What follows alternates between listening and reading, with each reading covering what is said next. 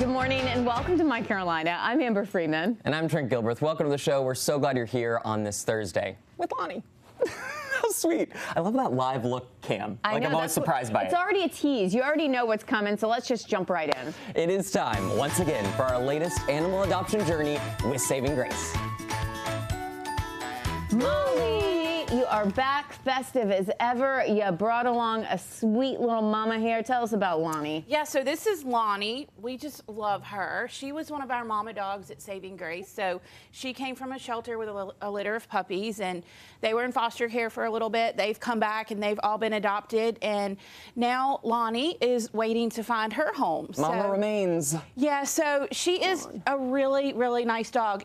She's super calm, but she can also tolerate all kinds of fun, good times. She went with us to the parade. She loved going to the parade and all the busyness that is. She's a hiker every weekend on our hiking program, and she really loves the kids that come to Saving Grace. So sometimes we have a dog that just gravitates to kids, and she definitely likes the kids. She's a versatile pup. Beautiful eyes. She is. How old do we think she is? She's about 3 to 4 years old. So she's young still. Yeah, she is. She is. So, yeah, she's a great girl. I think she's a little calmer than a lot of our more excitable dogs, and so I think she's been a little overlooked. But sometimes the calm ones are just the way to go, I think. Yeah, there's something for everyone at Saving Grace. There is. So when they visit you, what do they find? Because we were talking about maybe gifts for the season, and then you're like, no, come and see yourself. Yeah, so come and see yourself, because a lot of people think, oh, puppy, but then some people would much rather have a dog like Lonnie that's, already doing really great on their crate training, their house training. And she's spayed now, so we don't have to worry about more puppies. She is spayed, yep, she's done with puppies. She's ready to be the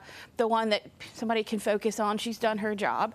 But yeah, we have all kinds of dogs at Saving Grace, from puppies to older dogs, big dogs, small dogs. We have a little bit of everything. Yeah, and we're always looking for fosters too, because when a dog comes in to a shelter like Lonnie with puppies, we have to have a foster home for that dog to be able to raise their puppies in. Just as important. It's just as important, yeah. And a lot of people say, well, I could never foster, I might keep them, but it means adoption for dogs like Lonnie. So you don't have to worry about, you can be a little sad when they come back, but you also gave that dog the chance of a forever home that they would not have otherwise had. And you can be a failed foster. What all entails in being a foster parent? So what do we need? So we have foster orientation twice a month at Saving Grace, so you come out and learn all about it. So if you're not quite sure, you can come out and ask all the questions and learn the details. Okay. Just a good, quiet space. And it doesn't have to be at all perfect for a mom and puppies. You can have a busier schedule or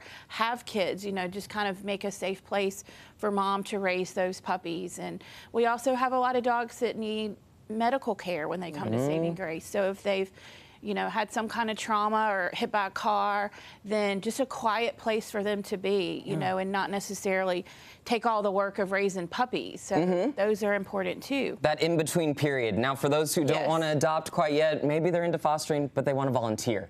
Lots of opportunities. We also have volunteer orientation. That's twice a month too, and that's all on our website. Okay, with the holiday season, this is the final weekend.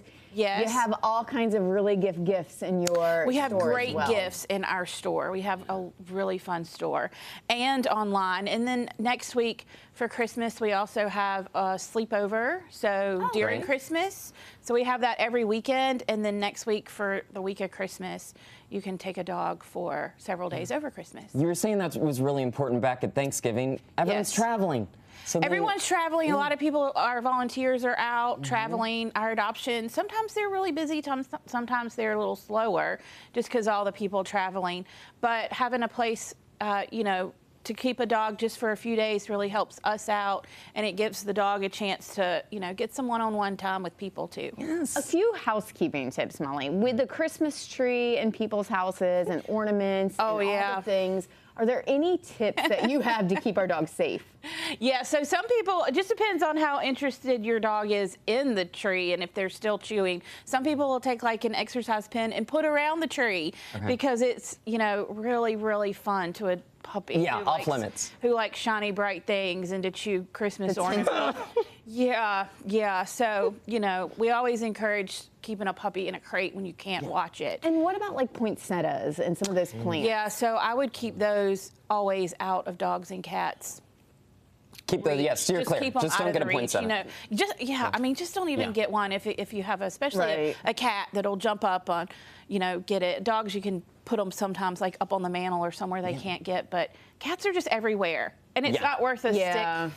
And what about those holiday food items? Do we give them that's tough. I know, I'm asking the hard-hitting journalistic questions. It's better just not to. If you have a dog that's used to eating a special food, just dog food especially, because emergency hospitals are really expensive, and that's your only choice on Christmas Day, New Year's Day. Lonnie said, no, don't do it. It's just shake of the head from Lonnie. It's just not worth it. Not a trip to the ER on Christmas, so keep the scraps away. No. For all those who don't know, where can they find you on all platforms? So savinggracenc.org is our website, and then Saving Grace NC is Facebook and Instagram and TikTok. Look at that face. Lonnie needs a Christmas home. She's ready for you. Always fun having you here. Yeah, thanks for having us. Lonnie, I feel like it's going to happen.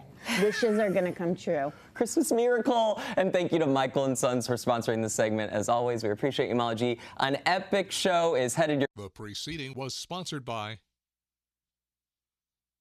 We're going to show you how the Yard Milkshake Bar takes their treats to the next level. And find out how you can build your own holiday cheer with some Legos. This is like intense. I see it over there, and there's a lot going on. You're not going to want to miss a minute of the fun. You can also check out My Carolina on Facebook, Instagram, and TikTok. It's easy. Just search My Carolina CBS 17 and give us a like to see all of our contests, interviews, and so much more.